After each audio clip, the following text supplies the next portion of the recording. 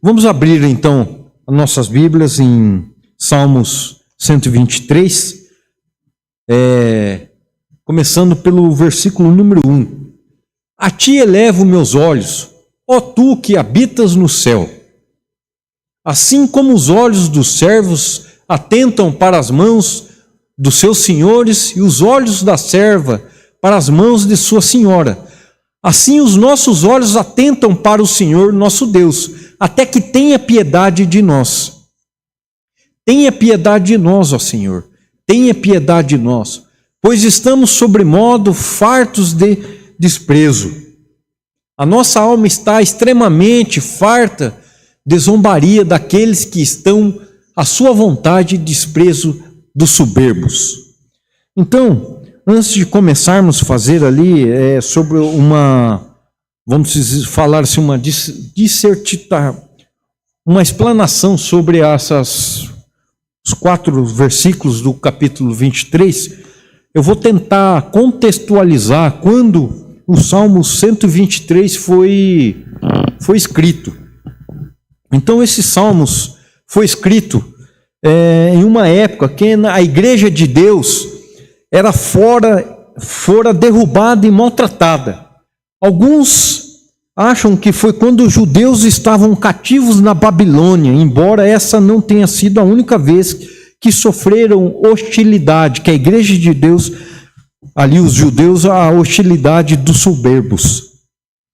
Quando os judeus voltaram cativos da Babilônia, por ordem do rei Ciro II, por volta do ano de 538 a.C., né? No caso, depois que a Babilônia já tinha se findado, Nabucodonosor foi lá, raptou o povo de judeu, ficou lá 70 anos, se não me engano, 70 anos, né, Beno? Se eu não estou enganado, 70 anos, depois da morte de Beno, e depois a derrubada da Babilônia, né, com daí Ciro, o rei Ciro II, editou que o povo judeu poderia voltar para casa.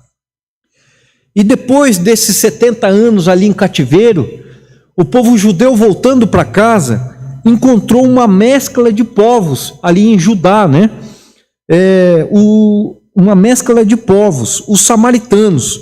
E com isso, nesse tempo, o povo judeu viu que os samaritanos praticavam uma religião com alguns pontos comuns na religião do antigo Israel, baseados na lei de Moisés.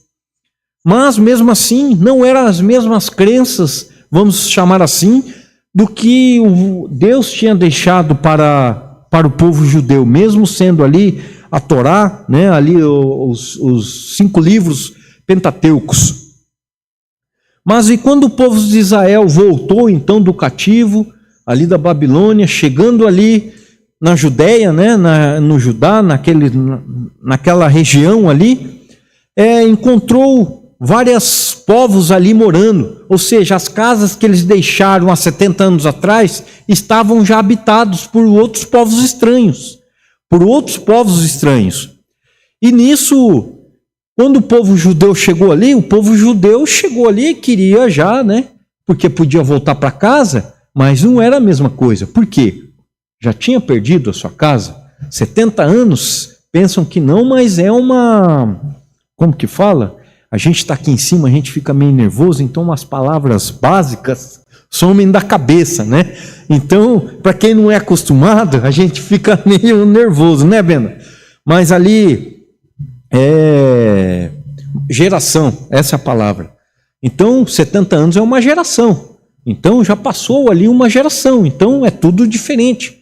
Então, chegando ali o povo ali tentando se habitar novamente, voltando à sua terra prometida, né, de volta para casa, eles estavam ali sofrendo hostilidades pelos povos que estavam ali, que tinham feito ali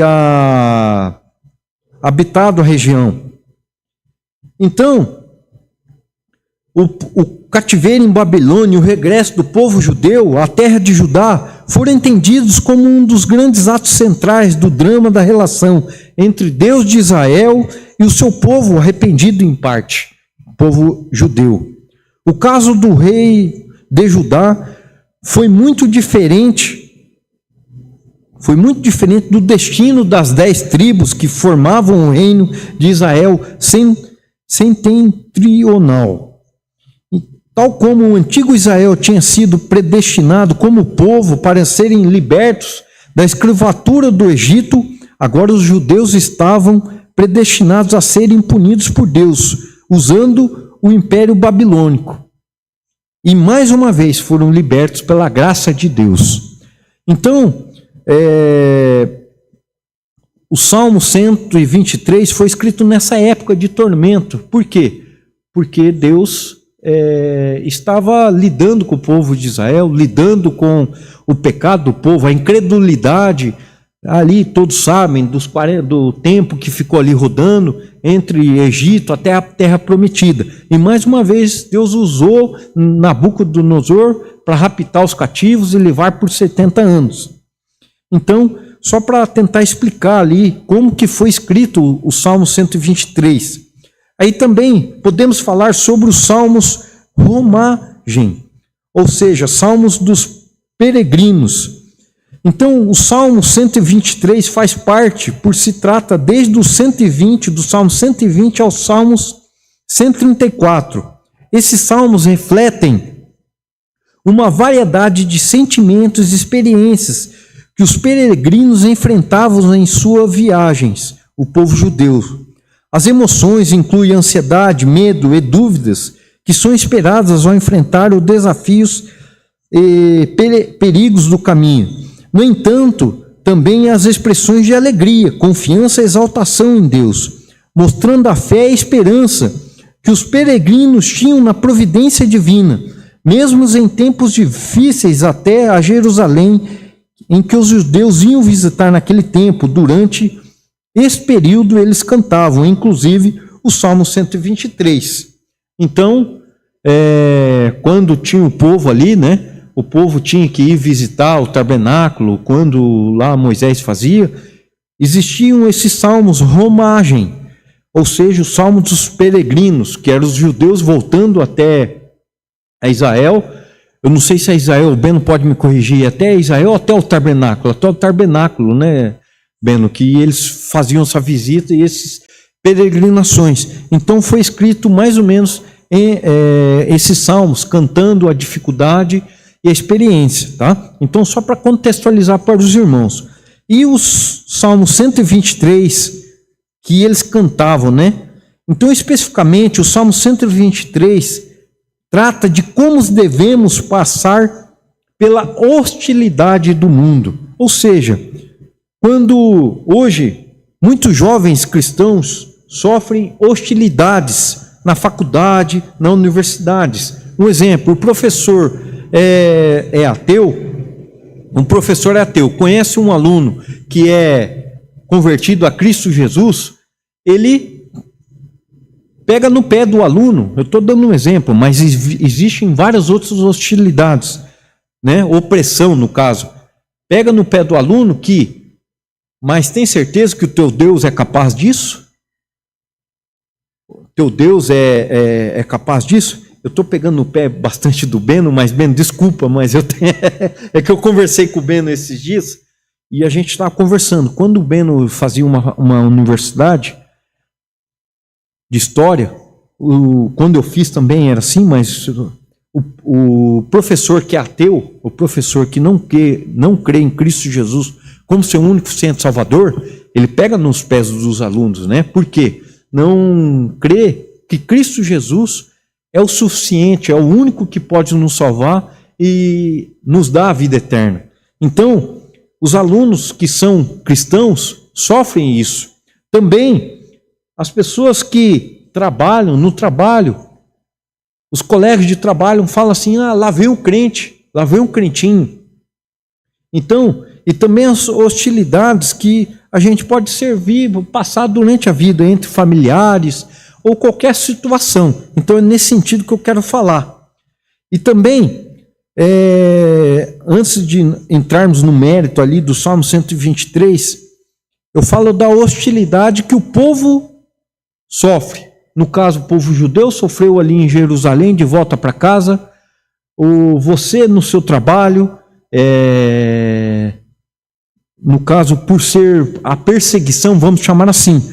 Mas nós temos que tomar cuidado, porque às vezes nós plantamos alguma coisa, plantamos errado e colhemos errado. Ou seja, se plantamos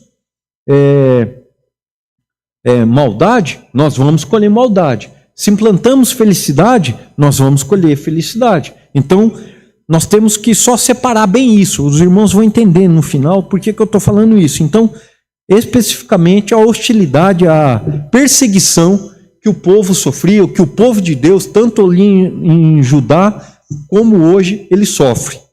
Certo? Então, vamos começar lendo ali o versículo 1. O Sérgio abriu ali para mim. A ti elevo meus olhos, ó tu que habitas nos céus. O que esse versículo quer dizer? Quer dizer que tu, abre aspas, tu que está entronizado, Deus sentado nos céus, onde Ele controla todas as coisas. Ou seja, Deus está lá no seu trono. Lá no seu trono que Ele está, Ele ressuscitou, subiu lá, à destra de Deus está Jesus Cristo e a outra destra o Espírito Santo. E Deus está lá, sentado no trono, controlando tudo. E lembrar que Deus está no trono, Ele é soberano. Neste sentido, devemos fazer o quê? Orar é isso, levar a Deus as nossas petições. Orar é simplesmente olhar para Deus e falar e entregar as nossas opressões a Ele, o Todo-Poderoso. A ti elevo meus olhos, ó tu que habitas nos céus. Então, no momento de aflição, no momento de opressão, eleva teus olhos a Deus. Eleva os teus olhos a Deus. E como elevar os teus olhos a Deus? Orando, lendo a Bíblia, entregando a sua opressão a Deus. Em tempos de incerteza, ao invés de buscar soluções humanas, devemos direcionar nosso olhar para o Senhor, que tem o controle sobre tudo que está debaixo dos céus. Então, primeiro dessa noite, elevar a ti os meus olhos. A ti levanto os meus olhos. No segundo versículo, vou pedir para o Sérgio colocar ali para a gente, no versículo 2, assim como os olhos dos servos atentam para as mãos dos seus senhores, e os olhos da serva para as mãos da sua senhora, assim os nossos olhos atentam para o Senhor nosso Deus, até que tenha piedade de nós. Ok, então, primeira coisa, levantamos o nosso olho para Deus. Fizemos uma petição a Deus, oramos a Deus, entregando a nossa opressão a Deus. Segundo, aguardar a resposta de Deus. O versículo 2 fala isso. Aguardar a resposta de Deus na súplica feita a Ele.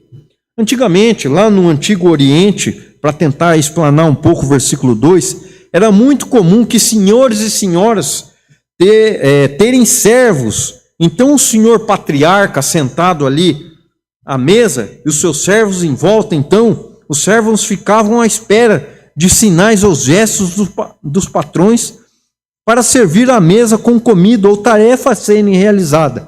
Vamos então aqui contextualizar para ficar mais fácil. O irmão Ademir ali na mesa ali era um senhor daquela época, não?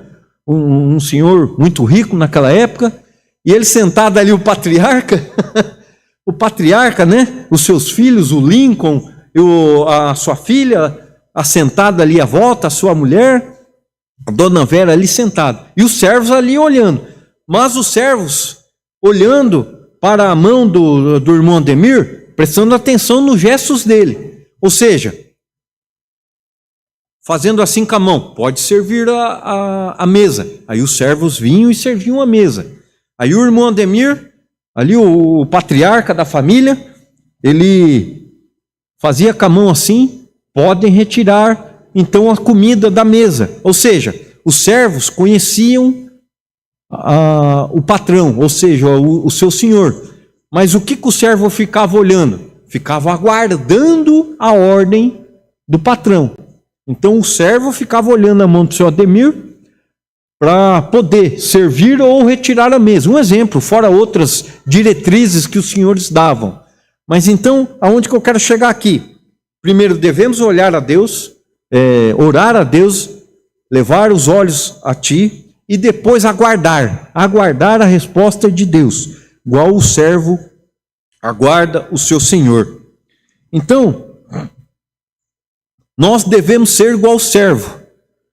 Nós devemos, que somos discípulos de Jesus Cristo, que aceitamos a Cristo Jesus como nosso e único Senhor Salvador, devemos ser só os servos, que é obrigação dos servos é ficar prestando atenção no seu Senhor, para qual a direção a ser tomada, ou se pode servir a comida à mesa. Com este exemplo que eu acabei de dar do irmão Ademir, o patriarca, ali com seus servos, devem esperar a direção de Deus. Então, nós devemos esperar a resposta de Deus, porque elevamos a oração a Deus. E segundo, então, no versículo 2, esperar igual servos, aguardar a direção de Deus. Aqui num contexto bem macro, bem simples, Deus pode dar, assim, bem simples para os irmãos poderem entender, Deus pode dar duas respostas à nossa oração de opressão, de hostilidade que nós estamos passando. Ou Deus pode responder tirando a opressão, né? Simplesmente foi lá e tirar a opressão, o causador da nossa opressão, ele retira. Um exemplo, na escola, o meu filho Miguel ou o Benjamin vai lá e está sofrendo um bullying. E simplesmente ele fica hostil, vamos dizer assim, não é a palavra hostil, mas ele fica inseguro. E ele fala para mim, um exemplo, né? O Miguel fala: pai, tem um amiguinho lá que fica me fazendo bullying comigo e tal, e eu não aguento mais, eu estou cansado e tal. E eu falo assim: vamos orar a Deus e vamos ver o que Deus fala para nós, qual a decisão a tomar. Se eu vou lá como pai falar com a diretora, ou a mãe Jaqueline ir lá e falar com a diretora. Mas aí chega no outro dia o Miguel e simplesmente o menino não está mais lá. O menino mudou, o menino que é o causador mudou. Ou seja, vamos, assim, um exemplo prático, foi Deus que pediu para a família se mudar, ou por alguma circunstância, né? Deus simplesmente tirou. Um exemplo na guerra de Israel. Quando Israel estava passando por dificuldades para tomar alguma terra, oravam-se a Deus e ganhava-se a guerra. Ou seja, se vencia aquela hostilidade, ou o povo que estava em cima. Assim, simples. Ou seja, Deus pode tirar, e Ele pode tudo, Ele pode simplesmente tirar. Só que também tem o outro lado da moeda. Deus pode falar assim: não, você vai passar por essa provação, vamos chamar assim, ou hostilidade. Aí que vem, né, eu vou tentar explanar mais sobre isso, é que Deus não remove a hostilidade que nós passamos, mas Deus dá uma válvula de escape para poder suportar essa hostilidade. Então, conforme nós pedimos a Deus, estamos no aguardo da sua direção, da resposta que Deus tem para nos dar, da oração. Ou a primeira que Ele simplesmente tira, ou senão Ele deixa a gente passar pela opressão, mas Ele dá uma válvula de escape. Para contextualizar, eu vou pedir para o Sérgio Akira, abrir em 2 Coríntios 12, do versículo 7 ao 9, aonde fala que Paulo foi esbofeteado, certo? Ali, 12, 7. E para que não, 2 Coríntios 12, 7, para que, está correto, para que não me exaltasse pela excelência das revelações, foi-me dado um espinho na carne, a saber, um mensageiro de Satanás, para me esbofetear, a fim de não me exaltar. Próximo versículo. Acerca de qual 3 vezes orei. 3 vezes, vamos se atentar bem a isso. Ao Senhor, para que Ele me desviasse a mim. Versículo 9. E disse-me, no caso Jesus respondendo: a minha graça te basta, porque o meu poder se aperfeiçoa na fraqueza, da boa vontade, pois me gloriarei nas minhas fraquezas, para que em mim habite o poder de Cristo. Ou seja, então vamos aqui contextualizar. No caso, pode voltar para o versículo 8, por favor, Sérgio. Acerca de qual 3 vezes orei ao Senhor, no caso o apóstolo Paulo orando, acerca de 3 vezes orei ao Senhor, para que desviasse de mim. Ou seja, apóstolo Paulo, aqui contextualizando, o apóstolo Paulo foi lá, ele devia ter conhecimento desse Salmo 123, então ele olhou literalmente para os céus e orou a Deus pedindo: Senhor, me tira, voltando no versículo 7, só para eu ler lá, Senhor, me tira o espinho da carne, a saber, como mensageiro de Satanás para me esbofetear. Ou seja, o apóstolo Paulo estava passando por uma hostilidade. E ele fez então o que Salmo 123 estava falando: elevei meus olhos a ti, que habita nos céus. Mas o versículo 9 fala, fazendo um favor, Sérgio, e disse-me: a minha graça te basta, porque o meu poder se aperfeiçoa na fraqueza. De boa vontade, pois me gloriarei nas minhas fraquezas, para mim que habite o poder de Cristo. Ou seja, qual foi a resposta de Deus? Vamos falar assim: Deus não tirou o espinho da carne de Paulo, não tirou, ficou ali o espinho em Paulo, mas Deus deu refrigério para Paulo para poder passar pelaquela provação, pelaquela hostilidade que Paulo estava sofrendo. Então, assim como o salmista, precisamos clamar a Deus em oração, certos de que Ele ouve e responde àqueles que buscam a sua misericórdia. Não importa se Deus vai tirar, nós queremos, é mais fácil que Deus tire, né? É mais fácil que nós vamos orar a Deus e nós queremos, no caso, eu quero isso, eu quero que eu ore, não é verdade? Sumiu o nome. Leandro, não é verdade, Leandro? Para nós é mais fácil, né? A gente está sendo oprimido, a gente está passando por uma hostilidade, é mais fácil, a gente vai lá, ergue a voz para Deus e fala, ergue a voz, pode dizer, mas olha os olhos para Deus e fala: Deus, tira essa hostilidade de mim. Para nós é mais fácil, para Deus tudo pode, é mais fácil.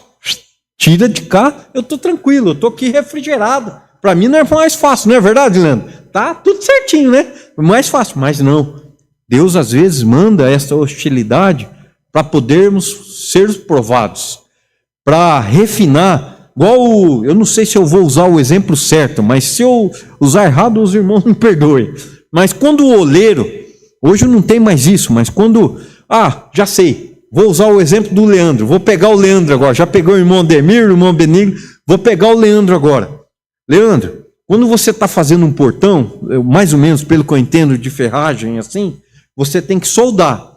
Mas às vezes, quando você erra uma solda, você tem que quebrar ou jogar fora, né? Mais ou menos nesse sentido, né? Mas você pode bater o martelo, não sei se é assim, igual a ferradura de um cavalo, não sei, mas você pode bater o martelo até tomar a forma que você quer o portão, não é? Não vamos chamar assim um trabalho. Então Deus pode usar um exemplo. O Leandro, como um ferreiro, eu não sei como que se chama a profissão do Leandro, um ferreiro, não sei se é assim, mas pode usar o ferreiro para bater na vida da gente, até a gente entrar na forma que Deus quer, entende? Então a gente pode usar esse termo. Eu ia usar o termo do oleiro. O vaso, na mão do oleiro, o vaso vai tomando forma, vai fazendo, vai ali rodando, eu não sei como que é o nome daquela roda ali, mas vai rodando, vai ali até formar o vaso. Ou seja, a mão de Deus formar o nosso caráter. A mão de Deus está ali usando a nossa vida, né, mudando a nossa vida. É difícil passar por isso? É difícil, né? Leandro, responde para mim. É difícil bater, depois que está soldado, alguma peça lá, e você quiser entortar só um pouquinho para encaixar, para não perder o serviço, é difícil chegar, não é? Tem que bater muito, não tem? Às vezes tem que se errar e, assim, vamos dizer assim, como? Reajustar para poder encaixar, para ficar da forma correta que o cliente pediu para você, né? Então é a mesma coisa. Deus dá aprovação, dá hostilidade para poder encaixar, para poder formar a nossa vida, mudar a nossa vida de forma coerente. Então, o capítulo 2 ali é assim, lendo ali o versículo em Salmos, voltando para Salmos agora, 123, no versículo 2, bem no final, até que, daí você pode pular para o 3, tá, Sérgio, assim que eu ler, bem no final do 2, até que tenha piedade de nós, tem piedade de nós, ó Senhor, tem piedade de nós, pois estamos sofrendo fartos de desprezo. Ou seja, a hostilidade estava pesada. A hostilidade que Deus mandou para poder ali moldar o salmista estava pesado.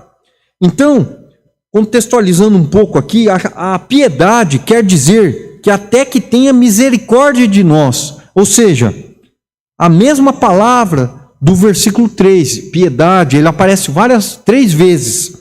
Então, traduzindo ali, piedade para misericórdia de nós.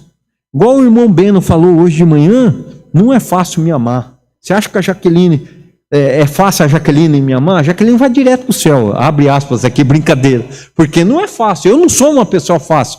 Igual o Beno falou, eu não sou uma pessoa fácil. Agora eu pergunto para a Silene, o Beno é uma pessoa fácil? Estou brincando, não precisa responder. Mas não é fácil, não é? Então, às vezes, as opressões vêm na nossa vida para podermos serem nós moldados da forma que Deus quer. Então, assim como o salmista, precisamos clamar a Deus em oração, certos que Ele ouve e responde àqueles que buscam sua misericórdia. No versículo 4, por favor, Sérgio, no Salmo 123, 4, aí fala: a nossa alma está extremamente farta de zombaria daqueles que estão à sua vontade de desprezo dos soberbos. Aqui, o salmista abre o coração e explica a origem da sua oração, que ele fez ali no versículo 1, né? Que ele olhou para o céu, pois ele está farto de desprezo, pois ele recebeu tanto desprezo. Então, farta, a palavra farta quer dizer saturado. O exemplo de saturação, um exemplo bem simples, um pano seco no rodim, por exemplo, você tem lá a área, está lá a Cíntia, vai lá lavar a sacada do apartamento, aí o apartamento está cheio de água, aí você pega o rodim e coloca o pano, aí vai secando a sacada, até um ponto que o pano fica tão encharcado que ele não consegue mais absorver água, entende?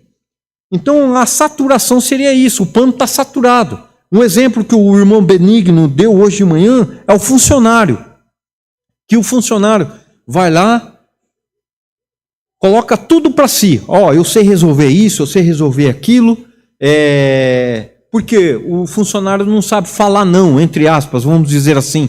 Mas o funcionário vai lá, pega tudo para si e resolve tudo. Então o outro funcionário vê isso e fala, fala com ele que ele vai resolver para você. O atendimento ao público, vai lá o funcionário, fala com ele. Aí vai de tal modo a pessoa se saturando até que explode, né, Beno? Igual o exemplo de hoje. Então foi assim que o salmista quis dizer, que ele estava com tanto desprezo que ele estava já saturado. Ou seja, a alma do salmista não aguenta mais tanta hostilidade sofrida. Então, só recapitulando ali, devemos orar a Deus a qualquer custo, a qualquer coisa. É fácil, parece que é fácil orar, mas às vezes a gente ora e, entre aspas, a gente é colocado na secretária eletrônica de Deus. Ou seja, hoje eu acho que nem existe mais secretária eletrônica, mas nós somos colocados na secretária eletrônica de Deus, porque a gente... Correio de voz, isso. Mas hoje nós estamos no celular, entra no correio de voz. Liga lá para o Lucas e o Lucas deixa o celular desligado, daí entra no correio de voz da operadora. Ou seja, no correio de voz de Deus. Por quê? Porque nós estamos tão incrédulos que não dá nem vontade de orar. Parece que é simples, mas não é. Eu falo por mim. Tem vezes que eu estou tão saturado que eu não oro. E por quê? Porque eu não sei. Mas porque é incredulidade nossa. Então devemos orar a Deus, elevar a Deus em nossas petições. Seja ela simples ou difícil. Qualquer situação. Segundo, prestar atenção em qual a direção Deus vai nos dar. Se Deus vai tirar ou não, ou vai dar a graça para passarmos pela hostilidade ou provação.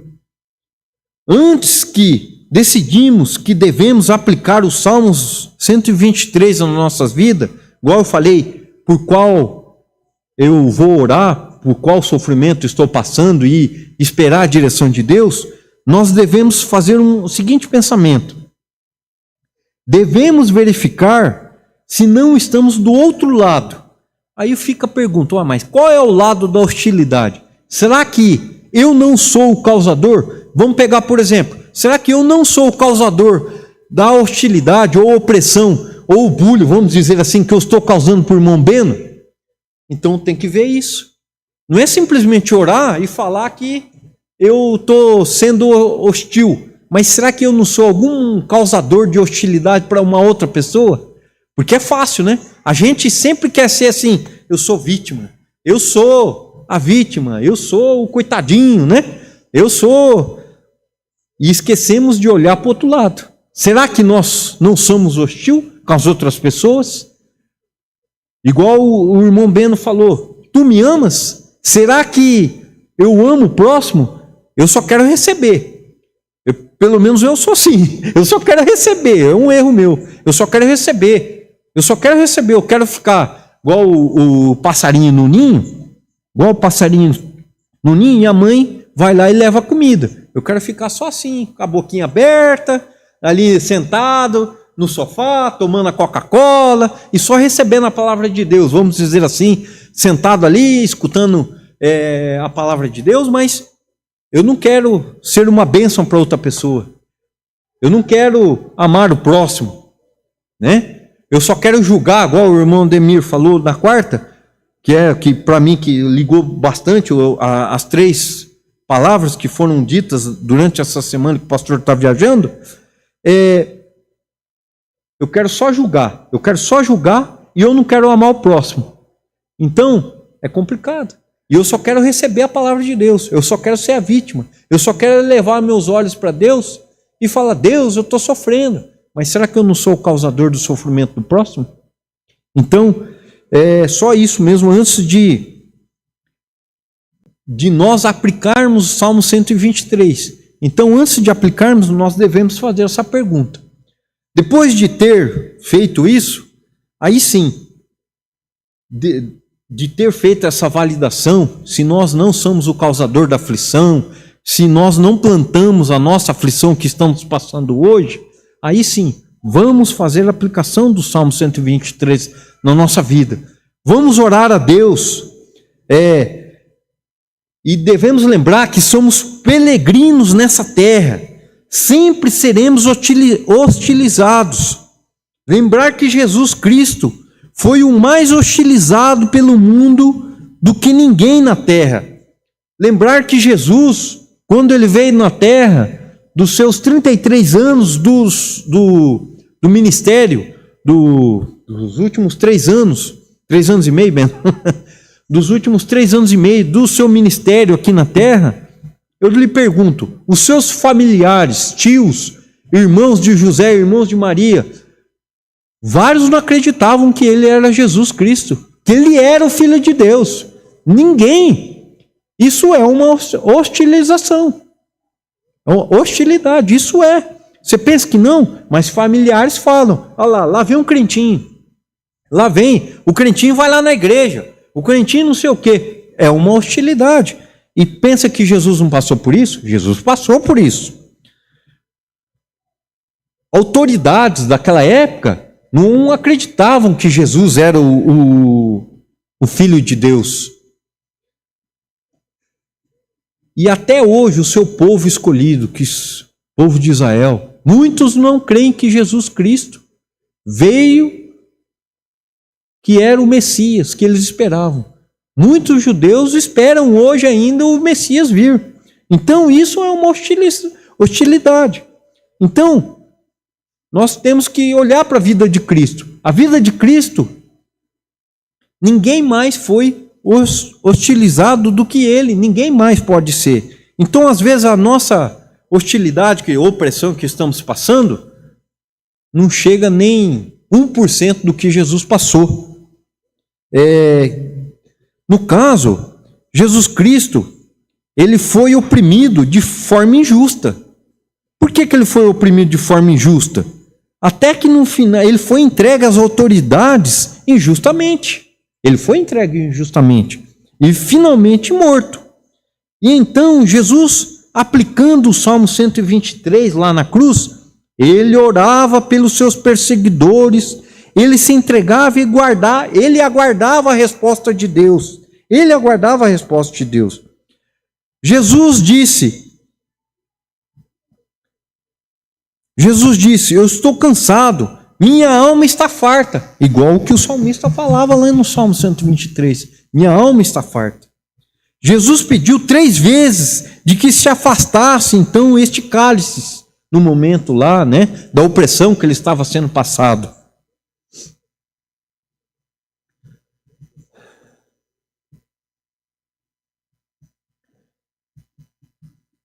Mas Deus deu graça e alento a Jesus Cristo, o Filho dele, o único Salvador, o único Filho dele, para que eu e você podemos ter a salvação eterna e o perdão dos nossos pecados.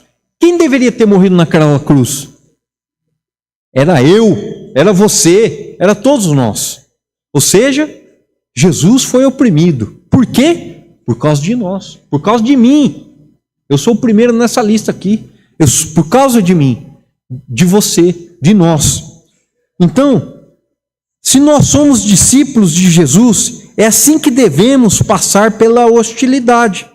Na universidade, no emprego, com os familiares. Ou seja, eleva os olhos para aquele que está nos céus.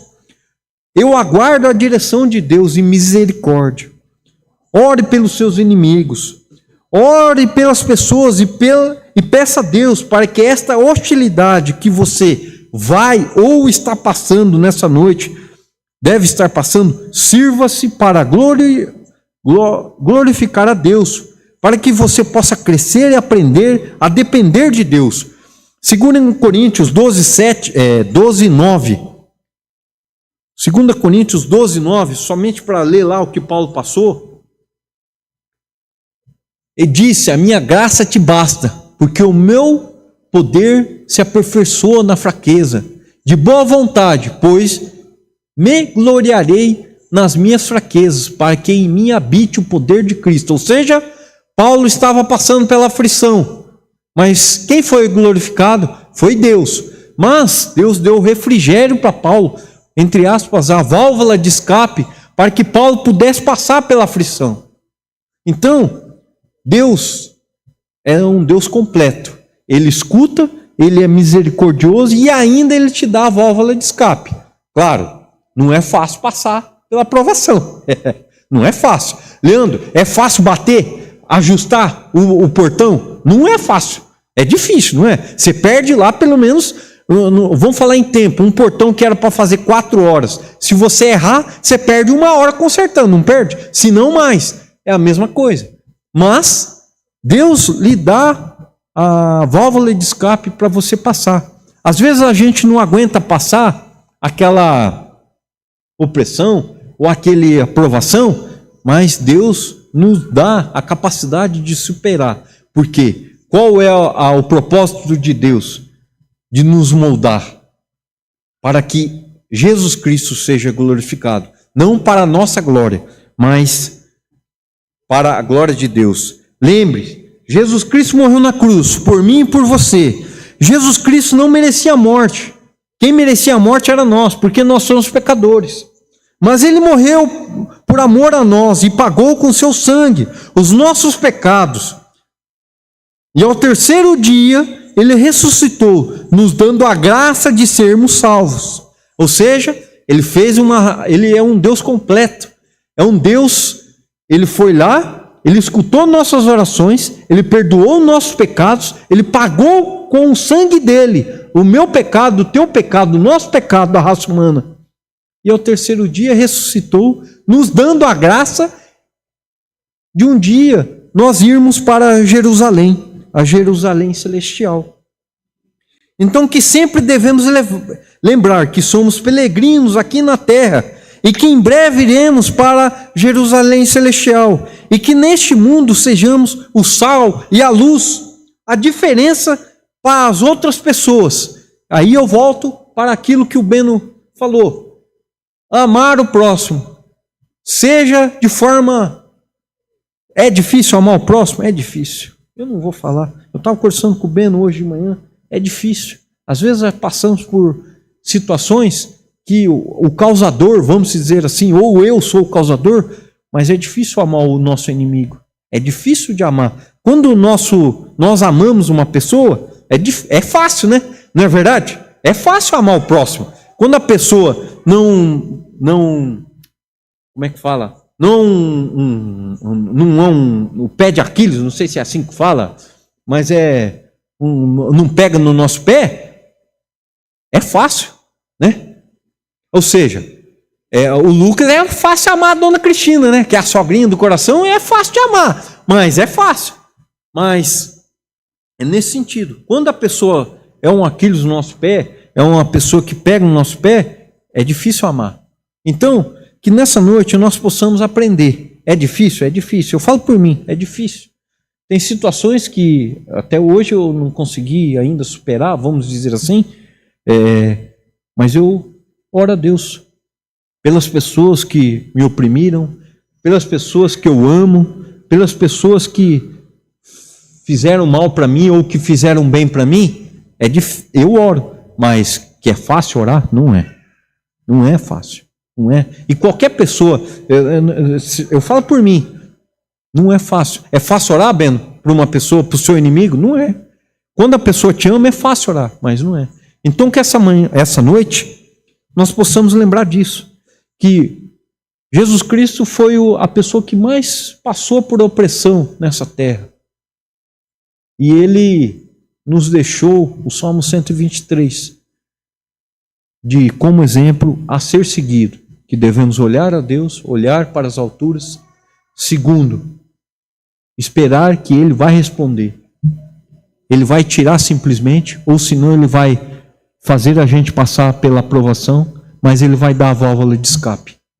Então, que Deus possa nos abençoar, que Deus possa estar abençoando a nossa semana, que Deus dê um Natal feliz aos irmãos, lembrando que Jesus nasceu,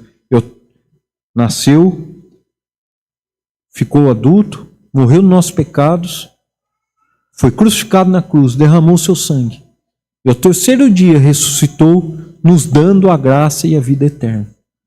Amém? Que Deus possa estar abençoando os irmãos. Oremos.